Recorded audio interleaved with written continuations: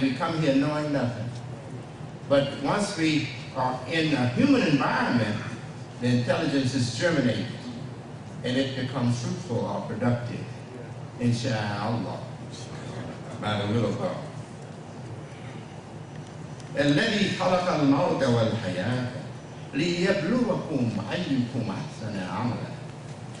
To manifest who among you is best in deeds. He gives the world to us, gives us our intelligence to develop it. Some will lose that taqwa, the inborn consciousness that God created every one of us with, that comes on once we come into this world.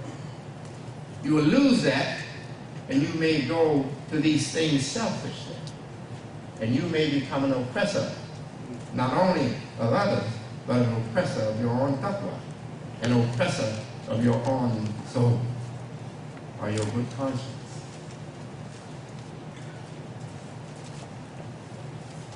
الذي خلق كل شيء حي, the one who made every living thing. Is this the first time this was said? 1400 years ago? No, it was said long before.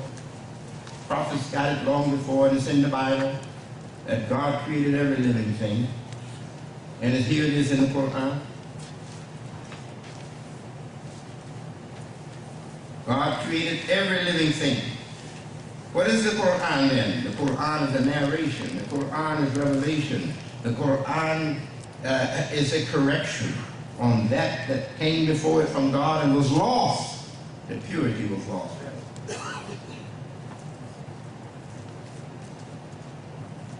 That's Allah. Have taqwa for God. Have pure consciousness for God. الذي خلقكم من نفس واحدة وخلق منها زوجها وبث منهما رجالا كثيرا والنساء. Reverence the Lord who created you from a single soul. Nefs is called. And he created from it, or of it, its mate. And then spread from those two all the many men and women.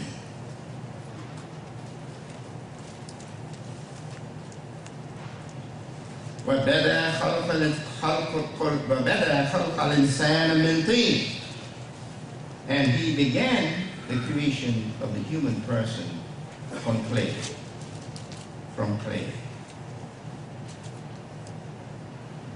Not from water, from clay.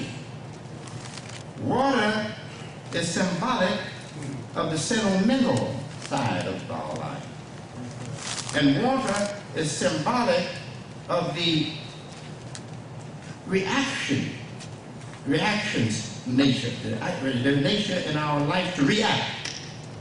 You touch water, it readily reacts to the touch. The ripples will go all through it, all over the surface of the water. Just a slightest touch. One little drop of salt or sugar hit the surface of the water, no matter how small the thing is, the water reacts right away in proportion to the effect of the pressure that was put upon it. Water. But he didn't begin our creation from water. He began our creation from clay. What is clay symbolic of? Impressionable nature of man. Not as a sentimental creature, but as a rational creature. A rational creature. Material, we have to relate the material message to our rational mind. And the water is of the material too, to our sentimental nature, or to our spiritual side.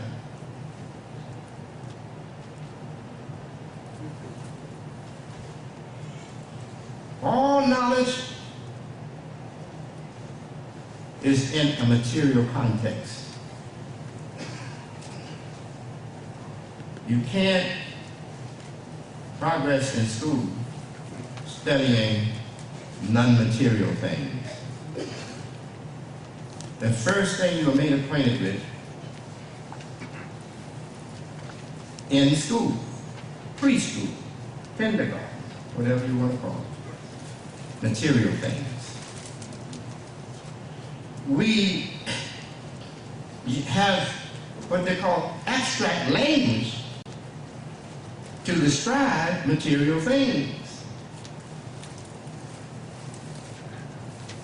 We learn the abstract language after we are exposed to material things.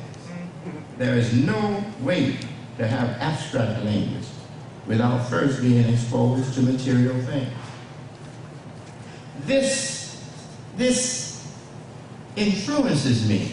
Well, influence is not material, but the thing that makes the influence is material. This makes me happy. Happiness is not material, but the thing that made me happy was material first. Now later on, after material gives birth to the concept of happiness, then happiness will make me happy. Your happiness makes me happy. Praise be to Allah. Praise be to Allah. الذي خلق الموت والحياة ليبلوكم أيكم أحسن عملا. He who created death and life to manifest who of you, who are those among you that is best in their deeds, that are best in their works.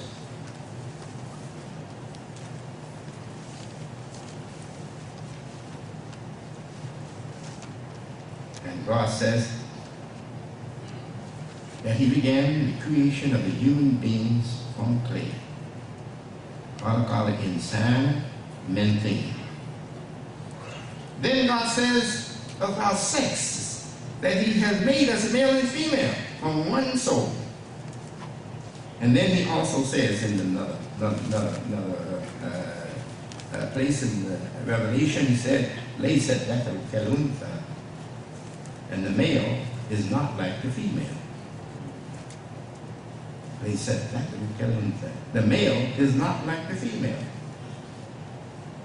Is that translation? I mean, is that translation enough without any discussion? No, it's not.